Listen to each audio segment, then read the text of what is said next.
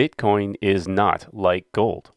In the early days, Bitcoin advocates were trying to create a currency. Today, they have largely abandoned that goal and pivoted to creating an investment. But as I've discussed many times, an investment is supposed to generate income by building things or delivering services that people value. This poses an obvious problem for Bitcoin because the only service it provided that people valued was its ability to be used as a currency. So if they acknowledge that Bitcoin has failed in its only use, then they are acknowledging it is by definition useless. And if something has no use, it should also have no value. How can something be an investment if it has no use, no value, no income, produces nothing, and offers no services? Why would anyone want it? But cognitive dissonance is real.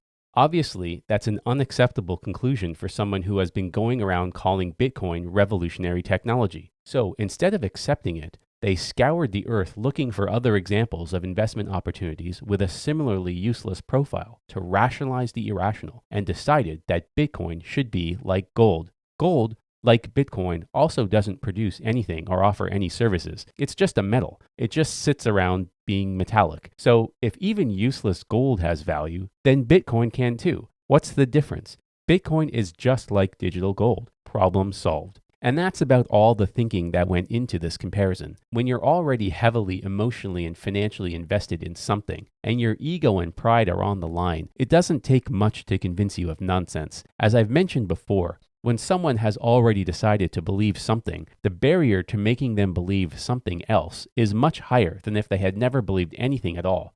I'll spend the rest of this video explaining why Bitcoin is not like gold. First, gold is not a currency. Calling Bitcoin digital gold and thus money is a straw man argument because gold is no longer used as money. I won't even bother further addressing this point and reviewing the often cited list of properties that make Bitcoin good money, because even if it has a better currency profile than gold, it wouldn't matter and I don't really care. They might as well be comparing Bitcoin to seashells and sticks, also things that used to be money and aren't today. For currency, the only comparison that matters is with dollars, and as we've already established, most people have abandoned the idea that Bitcoin will replace dollars. So for the purpose of this video, I'm moving on. Second, gold is not investment. Calling Bitcoin digital gold and thus an investment is also a straw man argument because gold is not an investment either.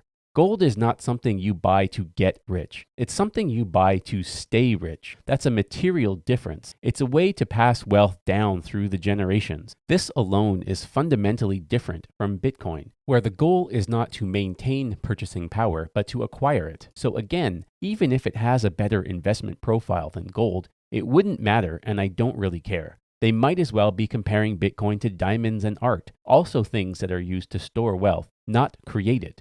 The goal of an investment is to grow. Trading things back and forth for unpredictable prices is not growth. The goal of holding gold in particular is to stay the same forever. For investment, the only comparison that matters is with equities, bonds, or something else that facilitates the creation of value. Third, gold is useful. This is the most important point. Regardless of anything else, the whole premise of this comparison is flawed. It's endlessly annoying to me when people say gold is useless. Gold is not useless. It has exceptional physical properties that make it unique and useful for many applications, in particular for electronics because it's very conductive, malleable, and doesn't rust or tarnish. The fact that only roughly 10% of gold production is consumed by industry is not a statement about its lack of value or utility. It's a statement about its high price. At the current price, it's amazing gold is used by industry at all and definitely would be used more if the price was lower. Also, don't dismiss the utility of jewelry. It might only represent about half of gold consumption, but beauty is value. Humans love beautiful things and always will. Now, of course, beauty is in the eye of the beholder and often influenced by culture or tradition, which could change, but certainly today, gold is still considered beautiful. It isn't possible to easily explain all the reasons something is beautiful with logic. All we know with certainty is that however you try to explain it, the evidence shows that gold has it. Gold has been coveted for millennia, and even the word gold is synonymous with beauty and luxury. People don't want gold because it's expensive. It's expensive because people want it. And just like in industry, it would definitely be in even greater demand if the price was lower. Fourth, value first, store of value second. Even if a significant portion of gold's price is derived from its demand as a store of value, not its useful physical properties, the fact it has any useful physical properties at all is enough to make it different from Bitcoin. The only question is whether or not you believe that difference matters. And the answer to that question is obvious. If gold's store of value use case disappeared tomorrow and the price collapsed, demand from consumers and industry would go up. If Bitcoin's store of value use case disappeared tomorrow, demand from everyone would almost entirely evaporate instantly because digital bags of unwanted bits are useless. Gold has utility and fundamental value derived from its physical properties, independent of its use as a store of value. Remember industry and jewelry? Bitcoin has no equivalent. There is nothing about Bitcoin that gets more useful or more widely adopted as the price goes down. Bitcoin at $100,000 is exactly the same as Bitcoin at $1, which means there is no price floor. It could disappear entirely tomorrow and nothing would happen and nobody would care because they could just move on to a different perfect substitute. Gold is the only element with an atomic number of 79 and has no perfect substitutes. Gold's physical properties give it utility. Its utility gives it fundamental value. And the stability of that value over time is what makes it a good store. It's not the fact that gold is a store that makes it coveted. It's the fact that it is coveted that makes it a store. Bitcoin is only used specifically for its ability to store value and nothing else. It's quite an amazing statement of faith to believe that Bitcoin is perfect and will never be replaced by something better, given that it's just open source code that has already been forked multiple times. Network effects don't last forever. Remember MySpace? You don't need to personally covet gold to understand this difference. Again, the only question is whether or not you believe it matters what people use to store their wealth has thousands of years of history or could disappear tomorrow. The goal is wealth preservation, not creation. So why would you accept any risk of complete obsolescence at any price? How do I know the same thing can't happen to gold? Because gold has already been replaced as a primary store of value for individuals. Real estate fulfills that role today, but people still want it. Gold has already been replaced as money for everyday transactions. The dollar fulfills that role today, but people still want it. Think about this point carefully and honestly.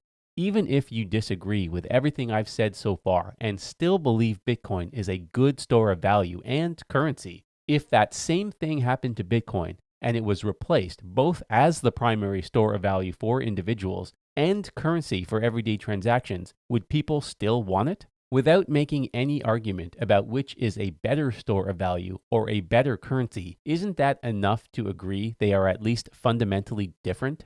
Fifth, false promises. Unlike with gold, the price of Bitcoin going down doesn't unlock more use cases. But just like with gold, the price going up doesn't make the world richer.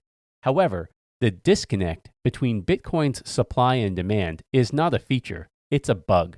With gold, the price is a signal that influences supply.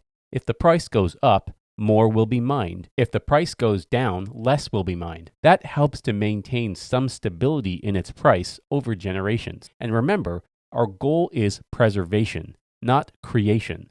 With Bitcoin, the price is a false signal that confuses people into believing they've stumbled upon a magic wealth-creating investment beanstalk that grows infinitely, when they've actually just deluded themselves into being suckered into a convoluted digital Ponzi scheme.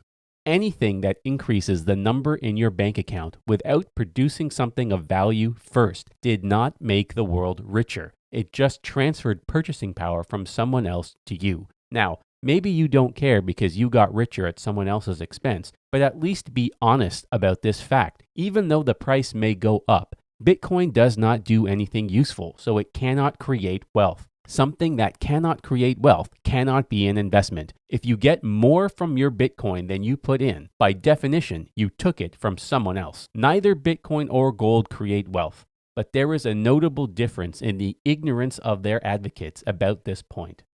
Gold is not a currency. Bitcoin is not a currency. Gold is not investment.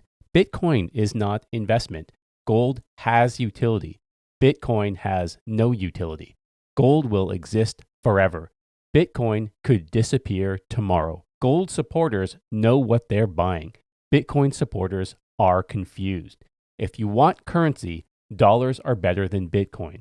If you want investment, equities are better than Bitcoin. If you want preservation, store of value, gold is better than Bitcoin.